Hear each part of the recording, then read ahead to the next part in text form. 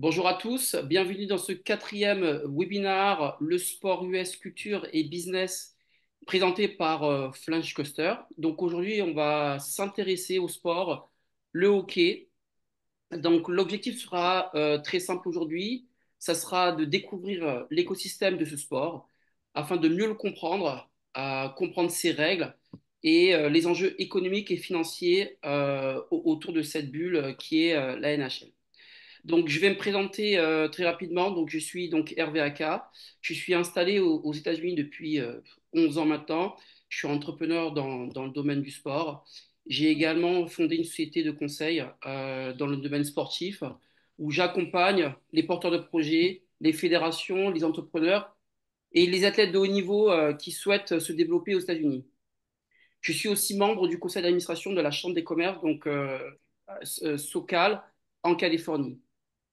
Donc, alors, ce webinaire, il est organisé par et présenté par French Coaster en collaboration avec la Chambre de commerce South California.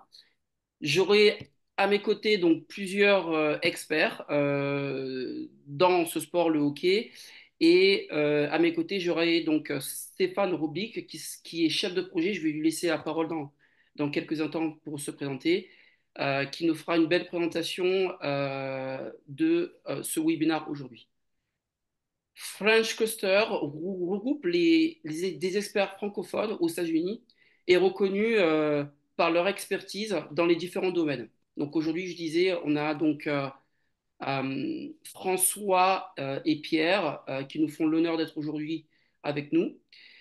François est commentateur sportif pour les Spartiates de Marseille et Pierre Roussel, donc c'est data analyst pour Elite Prospect France et pour les Spartiates également. Et il est également référent pour plusieurs athlètes hockey aux États-Unis et au Canada.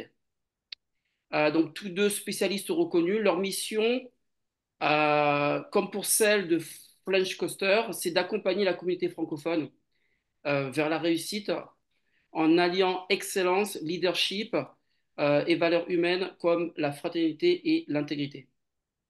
Je vais donner donc la parole à Stéphane qui va se présenter et ensuite on fera le tour avec nos deux experts. Bonjour à tous, moi c'est Stéphane. Je suis normalement administrateur système et réseau et en ce moment je travaille un petit peu pour French Cluster. Comme chef de projet, je leur ai préparé plusieurs présentations.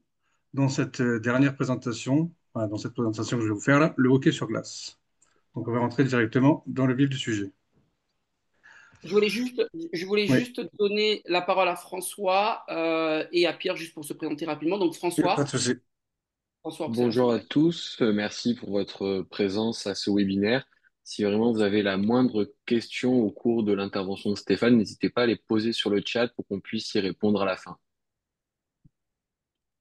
Et Pierre Roussel. Bonjour à toutes et à tous. Ravi d'être avec vous ce soir pour ce webinaire et pour vous apporter notre connaissance du hockey sur glace. Je pense qu'on peut maintenant, Stéphane, commencer. Je te laisse. Commencer. Donc moi je vous ai fait une présentation en tant que non-expert du hockey sur glace.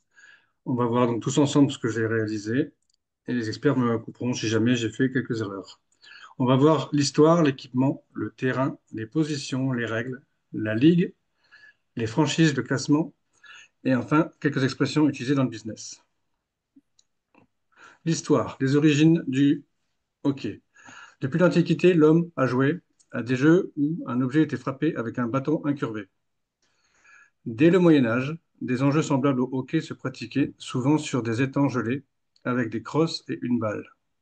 Il y a eu le shinty en Écosse, le hurling en Irlande, le bandy en Scandinavie et Russie. L'utilisation du mot hockey pour désigner de tels jeux est attestée depuis 1785. Il est possiblement dérivé du vieux mot français d'origine germanique, hockey, qui voulait dire bâton de berger ou crochet. Pour le hockey sur glace, le Canada est bien sûr considéré comme le berceau. Quelques dates importantes sur le hockey. 1855, premier match au Canada entre des soldats d'une garnison britannique à Kingston. En 1860, construction de la première patinoire couverte à Montréal. le Victoria Skating Rink. En 1875, création des règles du hockey sur glace. 1877, le Canadien William Robertson invente le palais en coupant une balle de hockey. En 1877, naissance du premier club officiel de hockey sur glace à Montréal. En 1908, création de l'International Ice Hockey Federation. Et enfin, 1920, le hockey sur glace est admis aux Jeux olympiques à Anvers. Nous allons parler maintenant un petit peu de l'équipement. Sur le terrain, il y a deux types d'équipements. Donc, tous ceux qui sont sur la patinoire en défense et en attaque, donc les joueurs hors gardien de but, sont équipés tous de la même manière.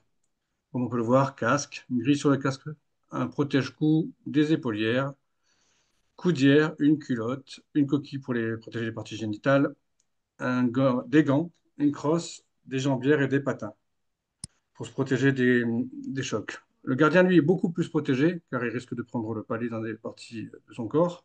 Ce qui fait que la différence, c'est qu'il a, lui, il a un masque qui est bien plus costaud que le casque.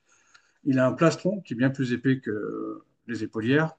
Et à la place des gants, il a une mitaine et un bouclier. C'est la grosse. Et ici, au niveau des jambes aussi, il a des grosses protections. Alors, juste attardons-nous un peu sur l'équipement parce que c'est vrai qu'avec l'histoire que tu nous as décrite ici, un sport qui a à peu près plus de 100 ans. euh, Question pour les experts justement, est-ce que c'est en termes d'équipement, est-ce que c'est quelque chose qui a évolué et est-ce que ça a joué est-ce que ça joue dans la performance aujourd'hui euh, des joueurs? Alors oui, c'est un équipement qui a évolué. Déjà, on va dire pour les joueurs de champ, la grille est obligatoire jusqu'à leurs 18 ans, jusqu'à leur majorité. Donc, je crois que c'est 18 ans aussi aux US et au Canada. Et après, ils peuvent mettre une visière qui protège la partie haute du visage, hein, comme des lunettes. Après, ils ont le bas du visage qui est plus protégé. Il y a des visières intégrales, mais c'est rare. Concernant par exemple le gardien, le masque, il a commencé à être utilisé qu'à partir de 1959. Avant ça, il y a beaucoup de gardiens qui n'avaient pas de masque et donc beaucoup de cicatrices. Et les premiers masques, c'était des masques en cuir collés contre le visage sans rien de plus.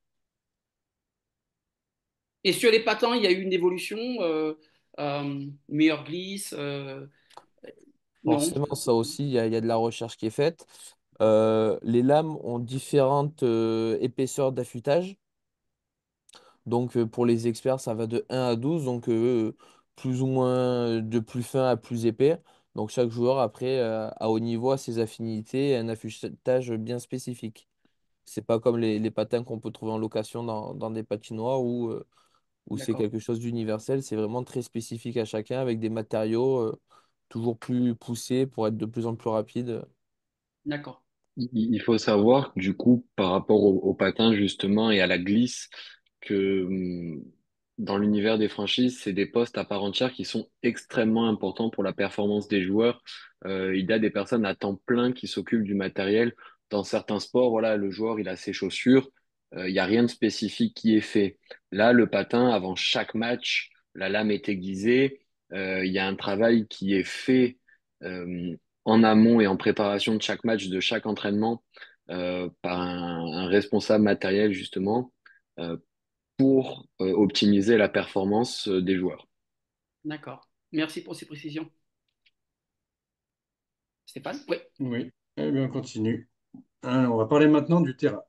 Le terrain, en fait, le terrain de jeu, c'est la patinoire, rink, qui mesure 60 mètres de long et 30 mètres de large et qui est entourée par des balustrades. La patinoire est divisée en trois zones par deux lignes bleues. La première zone, si on part du bas, la zone de défense, entre la balustrade derrière le but et la première ligne bleue. Elle comprend également une ligne rouge fine appelée ligne de but, sur laquelle est placé bien sûr le but. Une deuxième zone, la zone neutre, est la partie de la patinoire comprise entre les deux lignes bleues. Et on y retrouve aussi la zone médiane, la ligne rouge centrale. Et enfin, en face, la zone d'attaque, c'est la même chose qu'en défense, c'est la ligne bleue jusqu'à la balustrade. Et pareil, elle contient aussi la ligne rouge, mais cette fois-ci, ce sera du but adverse.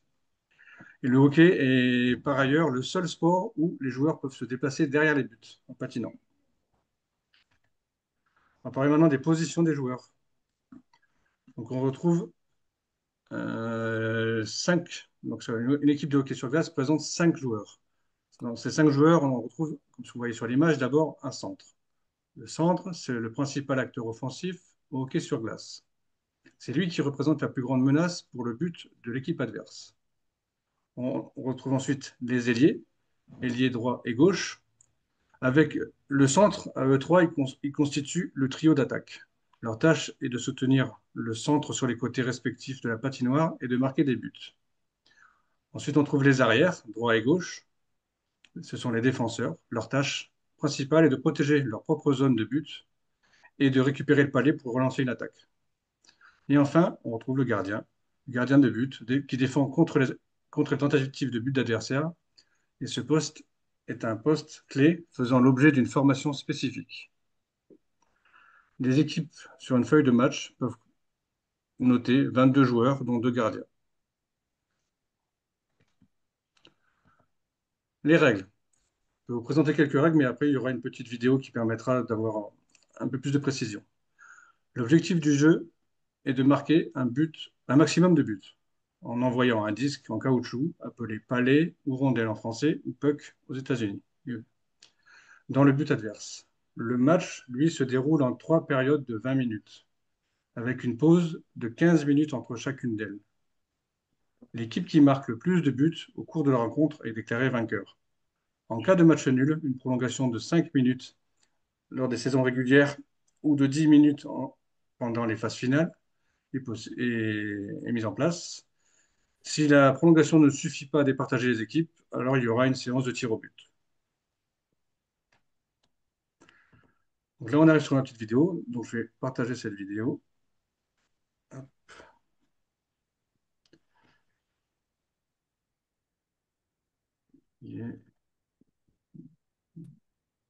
ici. Et on se retrouve après. Le championnat du monde de hockey sur glace se joue sur une patinoire mesurant 60 mètres par 30 mètres avec un but à chaque extrémité. Il se joue avec 2 équipes de 22 joueurs, dont 6 de chaque évoluent sur la glace. Les 6 joueurs sur la glace sont composés de 3 attaquants, 2 défenseurs et un gardien de but. Pour se protéger des blessures, les joueurs de champ portent de nombreuses protections, casques, visière et gants. Les gardiens de but en portent encore plus. Chaque match commence par un engagement au centre de la glace où 2 attaquants s'affrontent pour le palet lâché par un arbitre. L'engagement est aussi utilisé pour une reprise après un arrêt de jeu. Lorsqu'elles ont le contrôle du palet, les équipes essaient de marquer dans le but adverse tout en empêchant l'équipe adverse de faire la même chose. Les buts peuvent être marqués de différentes manières. Par un lancer frappé, une reprise de volée, un lancer de puissance, lors d'une échappée, sur un rebond ou par déviation. En attaque, les joueurs se passent le palet afin de mettre les centres et les ailiers en position pour frapper le palet dans le but. En défense, les équipes essaient d'intercepter le palet, de mettre en échec avec leur corps les attaquants adverses et de protéger leurs gardiens des attaques adverses. Les gardiens de but utilisent leurs jambières, leurs crosses et leurs gants pour bloquer les tirs et protéger leur but. Les joueurs qui transgressent les règles peuvent subir des pénalités et sont envoyés sur le banc des pénalités. Le powerplay pour une pénalité mineure dure 2 minutes pendant lesquelles une équipe a un joueur de plus que l'autre sur la glace et plus de chances pour marquer. Si l'équipe en supériorité marque, le joueur de l'équipe fautive peut retourner sur la glace. Les joueurs qui sont sur la glace peuvent être remplacés à n'importe quel moment pendant le match par ceux qui se trouvent sur le banc des joueurs. Un match se déroule en 3 périodes de 20 minutes à la fin desquelles l'équipe ayant marqué le plus de buts est déclarée vainqueur. Si les équipes sont à égalité à la fin des 3 périodes, une période de prolongation avec arrêt au premier but marqué a lieu et la première équipe qui marque gagne. Si aucune des 2 équipes ne marque pendant la prolongation, une séance de tir au but est organisée. Voilà. Partage. Merci pour cette vidéo, hein, très belle. présentation et je pense que ça a été bien clair concernant les règles. Moi, j'ai juste une petite question avant de continuer. C'est pour les experts. Parce qu'on parlait de pénalité et de 2 minutes sur le banc. Question, est-ce que la bagarre, le fait de se battre, fait partie du jeu, du show et à quel point c'est toléré, accepté ou pas, en fait, finalement? Alors la bagarre fait effectivement partie du jeu du spectacle, notamment en Amérique du Nord, où c'est autorisé, alors de moins en moins dans les ligues de jeunes, de mineurs, mais en NHL c'est autorisé. Quand il y a une bagarre comme ça, on laisse les deux joueurs se battre l'un avec l'autre. Tant qu'un joueur n'a pas son maillot ou chandail pour les Canadiens sur le visage ou n'a pas au moins un genou au sol, on les laisse. Après, ils sont séparés par les arbitres. Ils prennent tous les deux 5 minutes de pénalité. Alors par contre, cette petite subtilité, c'est que ça ne sera pas répercuté sur la glace. Donc sur la glace, c'est comme s'il n'y avait pas eu de pénalité. Donc eux, ils vont faire 5 minutes et après les 5 minutes, dès qu'il y a un arrêt de jeu, ils vont pouvoir ressortir. Par contre, pour éviter les abus, si un joueur se bat 2 fois dans le match, cette fois-ci, il est exclu du match définitivement. Il y a 5 minutes de pénalité de toute façon, mais après, l'équipe finit pas en infériorité numérique toute la rencontre comme on peut avoir dans le football, le rugby ou autre. Très bien, merci pour ces précisions. Stéphane? Oui, mais maintenant nous allons parler un peu de la Ligue, la fameuse NHL, National Hockey League. Cette ligue a été fondée en 1917. C'est une ligue professionnelle de hockey sur glace qui regroupe des équipes du Canada et des États-Unis. Exactement, il y a 32 équipes professionnelles, appelées aussi franchises, dont 7 canadiennes. Ces 32 équipes sont réparties dans deux conférences qui elles-mêmes sont coupées en deux divisions. On verra ça un peu après. La NHL, la prochaine saison, donc 2025-2026, sera la 108e. Et pour savoir comment elle est constituée, elle est divisée en deux parties cette saison de la NHL. La première partie, c'est ce qu'on appelle la saison régulière, qui va d'octobre à avril. C'est une période durant laquelle chaque équipe joue 82 matchs, 41 à domicile et 41 à l'extérieur.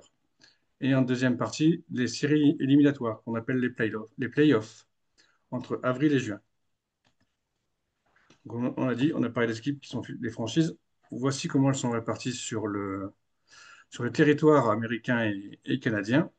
On voit une grosse ligne noire qui fait la séparation entre les deux conférences, donc conférence Est, conférence Ouest. La conférence Est, c'est dit comme on disait tout à l'heure, c'est qu'elle est divisée en deux parties. L'Atlantic Divisions et la Metropolitan Divisions. Si je reviens en arrière, on voit bien qu'on a le rouge et le jaune, ce sont les équipes. Et là, on les a aussi sur la carte. J'ai mis en bleu les trois équipes canadiennes. On voit que dans l'Atlantic Division, il y a trois équipes canadiennes. Les autres équipes canadiennes, on les verra sur la conférence Ouest, qui sont là. Donc une en Central Division et trois en Pacific Division. Vous voyez ici sur ces tableaux, donc j'ai mis le nom des équipes, la ville où ils sont stationnés et le logo. On parle maintenant un petit peu de la valeur des franchises en 2020. Là, j'ai pris celle de 2024. On voit que les cinq plus grandes franchises en NHL sont les Maple Leafs de Toronto, les Rangers de New York, les Canadiens de Montréal, les Bruins de Boston et les Kings de Los Angeles. On voit que les Maple Leafs, eux, sont à 3 milliards 66 millions, 660 millions de valeur. Donc, c'est vraiment des équipes qui coûtent vraiment, qui sont vachement cotées. Ça va être intéressant parce que après cette présentation, on aura justement des questions liées à ces revenus de ces franchises. Pas mal de choses à comprendre et mieux comprendre cet écosystème de la NHL et des franchises. Merci. On parle un petit peu du classement de la saison régulière 2024-2025. Je vous ai fait des encadrés que vous allez voir, je vous expliquerai après, jaune et rose. Donc on voit bien que ceux que j'ai mis en jaune, ce sont les trois premiers de chaque division. Ici, on parle de la conférence Est, parce qu'il y a le même tableau pour la conférence Ouest. On a les trois premières équipes qui sont mises en jaune parce qu'en fait, durant la saison régulière, en fait, le classement permet de savoir qui va être qualifié pour les playoffs, qu'on va voir juste après. Donc, voici un graphique qui explique un peu comment ça va se passer. D'abord, je vais vous lire le texte. On a donc 8 équipes de chacune des conférences de la Ligue qui se qualifient pour les séries éliminatoires en fonction du total de points de la saison régulière. Donc, comme j'ai mis en jaune, on a les 3 meilleures équipes de chaque division.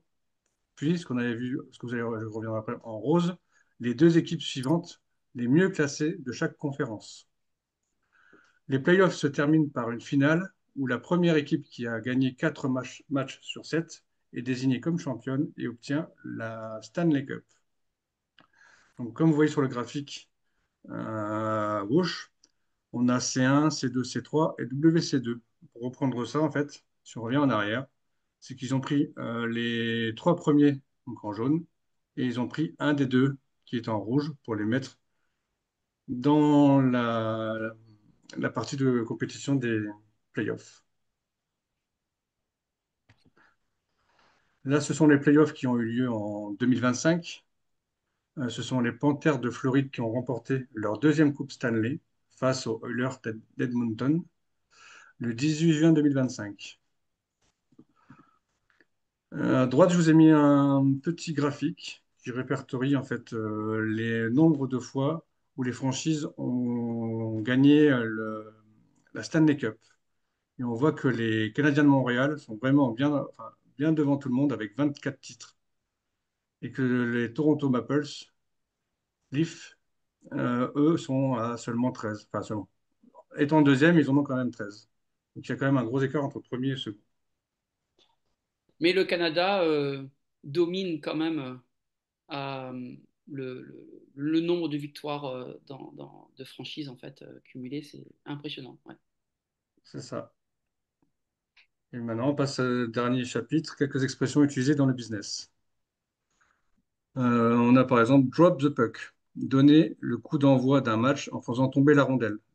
Ça, c'est un OK. En business, c'est lancer un projet ou une réunion ou une négociation. Par exemple, let's drop the puck on this new marketing campaign first this Monday morning. D'ailleurs, pour venir à ces expressions et à toute la présentation, comme il l'a dit, vous pouvez demander à récupérer la présentation, comme ça vous pouvez récupérer toutes ces informations. Il suffit de le demander dans le chat. Autre exemple, drop the glove, ça se voit souvent. Finalement, ça veut dire se battre en hockey. Et en business, affronter un problème ou une situation de manière directe, voire conflictuelle. We might have to drop the glove with procurement to get this approved. Un autre exemple, un slap shot, tir puissant, pris avec élan. Et en business, c'est une action rapide, décisive et percutante. Exemple, his pitch was a real slap shot, bold and straight to the point. Donc voilà, vous avez quelques citations, mais on va laisser maintenant place à nos spécialistes. Merci beaucoup à Stéphane pour cette belle présentation détaillée. Euh, Maintenant, oui, question pour nos 2 experts, Pierre et François. On a parlé effectivement de revenus des franchises. Le Canada qui dominait effectivement le nombre de victoires cumulées par rapport aux États-Unis. Ma question, elle serait, est-ce qu'il y a un lien, je pense, effectivement, entre le modèle économique canadien qui peut-être génère énormément d'argent, qui fait qu'à un moment donné, ils ont la possibilité d'acheter euh, les meilleurs joueurs. Quel est le modèle économique de ces franchises, en fait, que ce soit canadiennes ou américaines, euh, de manière générale? Comment génèrent leurs revenus? Bah, je vous laisse, Pierre et François. Alors, je peux m'occuper. Il y a globalement 4 gros pôles sur les revenus des franchises en NHL. Il y a 25% environ où c'est un revenu dit sportif, donc qui est reversé par la NHL aux équipes en fonction un peu du classement de l'année avec un minimum pour tout le monde. Il y a ensuite une grosse partie marketing qui prend presque 40%. Donc, ça va être la communication, les partenariats, les financements d'entreprises qui vont venir financer. Après, il y a 25% à peu près, c'est aussi l'enseigne sportive. Donc, ça va être les revenus de billetterie, de merchandising, les soirs de match, même de nourriture. Et après, il y a la marque en soi, elle-même, qui va prendre le reste, c'est un petit 10-15%, où c'est le nom. Hein, il y a des franchises mythiques. On a vu les Canadiens de Montréal les plus titrés. C'est une des 6 franchises d'origine de la NHL, la plus titrée. Juste le nom des Canadiens de Montréal permet de vendre. Hein. On a, je pense, tous déjà vu le C qu'ils ont sur leur logo qui est répandu et qu'on trouve sur des t-shirts partout dans le monde, par exemple. D'accord. Et pour apporter une précision un peu, Hervé, à une nuance au nombre de titres remportés par les deux grosses franchises canadiennes, ces franchises, elles ont été créées avec la NHL, et donc c'est les franchises les plus anciennes à l'époque où la NHL euh, se jouait à 6 équipes en fait. Que ce soit les Absolument. Canadiens ou les Maple Leafs, qui sont deux des franchises qui font partie des trois franchises les plus titrées. La plupart des titres remontent quand même aux années 1920, 1930, 1940, 1950. On peut voir quand même que sur les 10-15 dernières années, la carte des titres est quand même plus répandue que ça, que juste une part au Canada. On peut voir, hein, voilà, c'est une franchise floridienne qui gagne les 2 dernières années euh, contre Edmonton. Les 2 dernières années en finale, la finale a été la même. Donc, euh, une grosse performance des Panthers qui arrivent à faire un back-to-back, gagner 2 années consécutivement. En revanche, par contre, ça n'enlève rien au fait que le marché canadien est un très très gros marché pour le hockey sur glace. Il y a eu les droits télé ont été vendus pour 11 millions de dollars canadiens sur 12 ans. 11 milliards, pardon. 11 milliards de dollars. Donc c'est quand même un revenu qui est énorme. Euh, par contre, donc ça, c'est les droits que pour le Canada. Quand pour le reste du monde et l'Europe, entre autres, il y a eu un deal avec DAZN qui est moins rémunérateur que ce qui a été signé au Canada. Donc moins rémunérateur, mais qui va permettre d'amener une visibilité en Europe et dans le reste du monde, parce que DAZN a les droits de diffusion dans plus de 200 pays. D'accord. Et en termes on va dire, de communication ou en termes de diffusion, effectivement, on est dans une ère où effectivement on a les réseaux sociaux, on a, on peut être à l'autre bout du monde et voir exactement ce qui se passe sur un terrain au Canada ou aux États-Unis. Est-ce que les franchises ont aujourd'hui capitalisé sur ça pour générer finalement des revenus? Euh, Peut-être sûrement indirect. Comment ça se passe effectivement concernant tout ce qui est communication ou visibilité en fait de manière générale? Tu parles des droits TV, mais tout ce qui est par exemple Instagram ou le fait de voir en live sur son téléphone, est-ce que les franchises génèrent de l'argent à travers ça? Comment ça se passe? Alors, en fait, la gestion, elle est centralisée plus largement par la NHL en elle-même. Tout ce qui D'accord. va être exposition à l'international, c'est la NHL qui va le centraliser, à la différence vraiment du sport en France, où on a une ligue et des clubs. La NHL, c'est une société dont les franchises font partie. Donc, il y a un but qui est de gagner de l'argent. Et donc, la NHL va promouvoir dans chaque pays l'ensemble des équipes. Alors, en accent peut-être parfois plus sur telle ou telle équipe par rapport justement euh, aux joueurs pouvant jouer dans la ligue et faisant partie de tel pays. Euh, mais donc, les franchises n'ont pas forcément la main dessus. Ils vont pas choisir de délocaliser un match. Ils vont pas choisir leur horaire de match pour pouvoir plaire à tel pays. Mais par contre, si la Ligue voit qu'il y a un joueur suédois, un jeune joueur très fort, qui est drafté par une équipe, ils vont faire en sorte que cette équipe soit exposée aux États-Unis. Et donc, on va avoir la page NHL Suède qui va créer plus de contenu autour de ce joueur et de son équipe pour créer une montée en puissance de cette franchise dans le pays du joueur.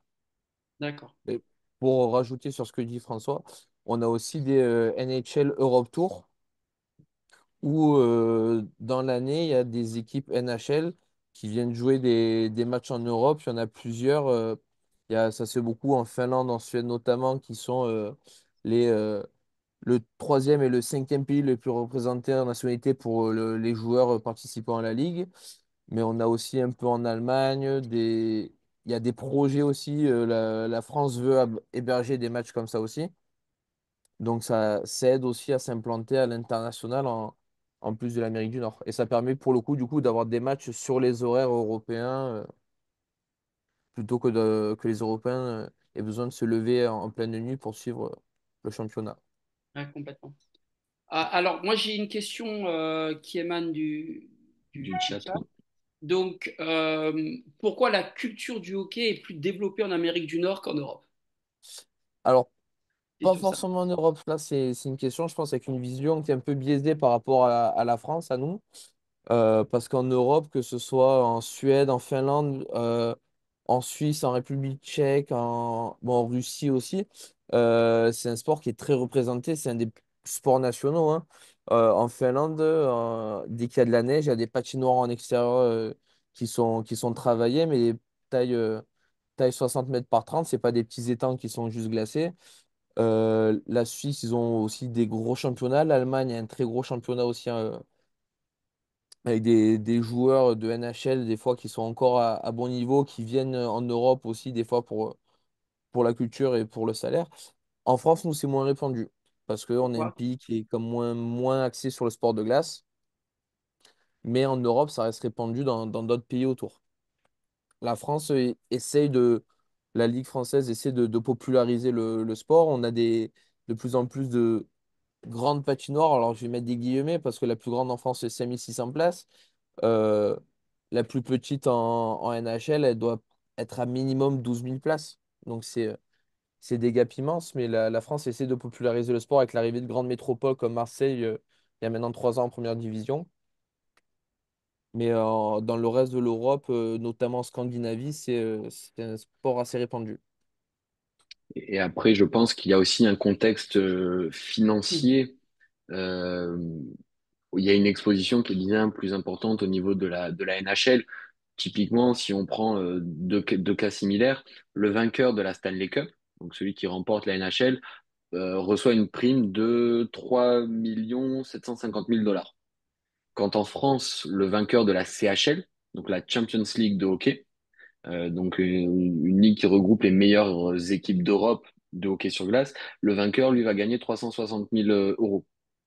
Ouais. Donc, on parle de la meilleure ligue d'Europe qui reçoit 10 fois moins que la meilleure équipe des États-Unis. Donc, euh, on a certes une différence financière qui est importante. Pour autant, comme le disait Pierre, dans beaucoup de pays en Europe, le hockey est représenté. Alors en France, on n'a pas cette culture. On a plus des cultures de sport d'extérieur, moins des sports d'hiver. Peut-être une question de climat aussi euh, à réfléchir. Alors, avant d'avoir deux questions spécifiques juste pour vous deux, Pierre et François, j'aurais une dernière question concernant euh, les business, les entrepreneurs qui souhaiteraient justement, qu'ils soient en France ou aux États-Unis ou au Canada, qui souhaiteraient collaborer ou travailler justement avec ces franchises, ces clubs ou la NHL. Quels conseils vous leur donneriez? Parce qu'effectivement, ces franchises travaillent avec une multitude de business et d'entrepreneurs et de projets derrière, qu'ils soient technologiques, AI ou peu importe, Sportec. Quels conseils vous pouvez donner justement aux entrepreneurs qui souhaiteraient justement collaborer et travailler en partenariat avec ces franchises? Et dans quel Alors, secteur d'activité? dans quel secteur d'activité, on va dire, ces franchises euh, pourraient collaborer avec des entrepreneurs ou des business à l'avenir? Alors, il y a un domaine qui actuellement est vraiment en expansion au sein de la NHL et je pense au sein des autres sports et globalement dans le commerce et dans la vie quotidienne, c'est vraiment l'intelligence artificielle et il y a beaucoup de choses qui sont mises en place dans le hockey sur glace actuellement, des analyses biométriques en cours de match, biomécaniques, vraiment ils analysent la vitesse de tir, l'angle de tir, la force de frappe tout ça avec l'IA, en fait, ça permet un tir est pris et dans les 30 secondes ensuite d'avoir un ralenti avec une analyse chiffrée, normée, avec des moyennes comparatives justement des autres matchs, des archives. C'est des choses qui prenaient peut-être, qu'on arrivait à faire à la fin du match sur un résumé et qui maintenant est fait en 30 secondes via l'IA. Des statistiques qui sont ressorties très facilement. Par exemple, un joueur qui joue son premier match et qui marque 3 buts, eh ben, l'IA va nous sortir en 10 secondes euh, quand est-ce que ça avait été fait pour la dernière fois. Donc, le secteur actuellement, je pense, où la NHL se tourne le plus et où il y a vraiment, je pense, une carte à jouer, c'est l'IA actuellement pour la NHL.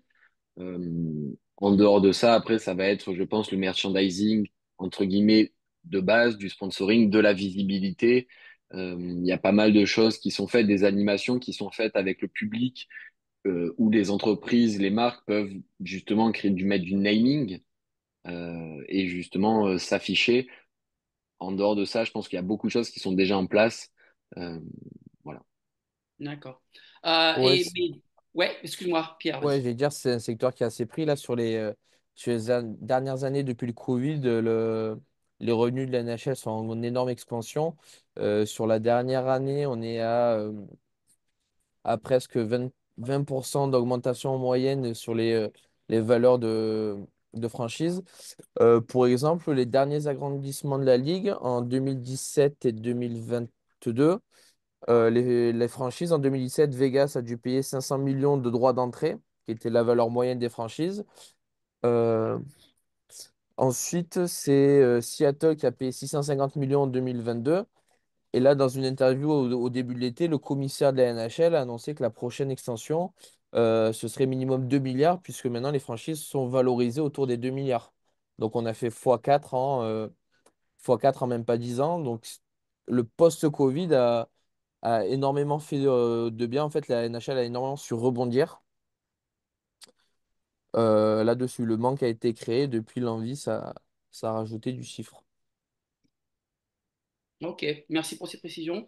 Je pense qu'avant de terminer ce webinaire, justement, ça serait important de vous connaître un peu plus, Pierre et François, de ce que vous faites, vos activités justement liées par rapport au hockey. Pierre, je vais te laisser, même si on fait ça sur la fin, plus te présenter ce que tu fais dans cet univers justement de hockey. Et puis après, je passerai la parole à François. Pierre, vas-y. Donc moi, dans le hockey, ça fait une quinzaine d'années maintenant que je m'y intéresse, que je le suis. J'ai été à une époque un peu journaliste de match pour un média en France, avant de tomber un peu plus dans la statistique qui m'intéressait. Donc depuis une dizaine d'années maintenant sur le site Elite Prospect, qui est un site suédois, qui est le site leader en fait de la statistique sur le hockey sur glace, qui va rassembler des statistiques sur quasiment toutes les ligues existantes et tous les joueurs, qui avait été créé à la base pour donner une visibilité aux joueurs suédois en vue des drafts NHL. Et donc sur ce site, je suis référent un peu pour les joueurs français qui s'expatrient aux US, au Canada. On n'est que deux Français à intervenir. Donc on a beaucoup de joueurs, de jeunes joueurs notamment, qui veulent vivre le rêve américain, éventuellement essayer de jouer là-bas au niveau, qui nous contactent pour avoir leurs statistiques mises, leur profil mis à jour. Et puisque Elite Prospect est un site qui leur permet de se vendre auprès des clubs, auprès des entraîneurs. Et est-ce que tu interviens directement avec les franchises ou comment ça se... Ouais. Alors au niveau NHL, non, parce que la France, on est un pays qui est trop petit. On a un seul joueur français en NHL, c'est Alexandre Texier qui avait été drafté en 2018, il me semble. Euh, Et dans la grille des salaires, entre le meilleur joueur qui touche plus de 14 millions d'euros par an, lui, il est 457e joueur. Donc, c'est trop petit pour l'instant. La France, c'est pas assez reconnu par l'Amérique du Nord, même si des entrepreneurs canadiens commencent à investir dans le hockey français, ce qui va aider la France à se reconnaître. Mais pour le CHL, qui est la troisième division, ou les championnats, par contre, jeunes, là, par contre, on a des contacts aussi avec des entraîneurs, des entraîneurs, des scouts qui nous demandent des fois aussi des infos sur des joueurs en France parce qu'ils ont vu les stats. D'accord. Ils demandent si on les a vus, si on connaît un peu plus, si on peut mettre en contact. François? Moi, je suis depuis une dizaine d'années dans le hockey. Je suis passé un peu par divers postes de bénévole, entre guillemets, sur des activités, on va dire, lambda. Et depuis 2 ans maintenant, aux commentaires pour l'équipe de Marseille, euh, qui est diffusée sur Magnus TV ou aussi bien sur BFM ou Sport en France. Merci à vous deux. En tout cas, si vous avez des questions liées au hockey, voilà, n'hésitez pas à contacter donc François et Pierre. Voilà, ils seront ravis de répondre à vos questions. Je crois que vos contacts sont sur les envois d'emails. Enfin voilà. Ben, n'hésitez pas à recontacter justement Flying Cluster si vous voulez avoir les contacts directs de deux experts. Merci Stéphane pour cette belle présentation. Je sais qu'il y a le prochain webinaire, le cinquième, aura lieu le mois prochain sur, j'ai pas tout en tête, je sais pas si Le, tu as le les infos, golf. c'est ça? Ouais, le golf. Voilà, Hmm. avec Tiger Woods, je crois, qui Il y sera aura? avec nous. Non? Oui. On en parlera un petit peu. Voilà. En tout cas, merci à vous tous. Merci aux experts. Merci à Stéphane. Moi, je vous dis bien sûr à bientôt, voilà, soit à Los Angeles ou ailleurs, ou à New York. J'étais ravi d'avoir fait cette présentation pour Flash Coaster, ce webinaire sur le web. OK. Merci à vous et bonne journée. Et bonne soirée pour ceux qui sont à Paris ou à Marseille. Merci à tous. Merci. Bonne soirée, Merci bonne à journée. toutes et à tous. Bonne soirée Au revoir, bonne et journée. bonne journée.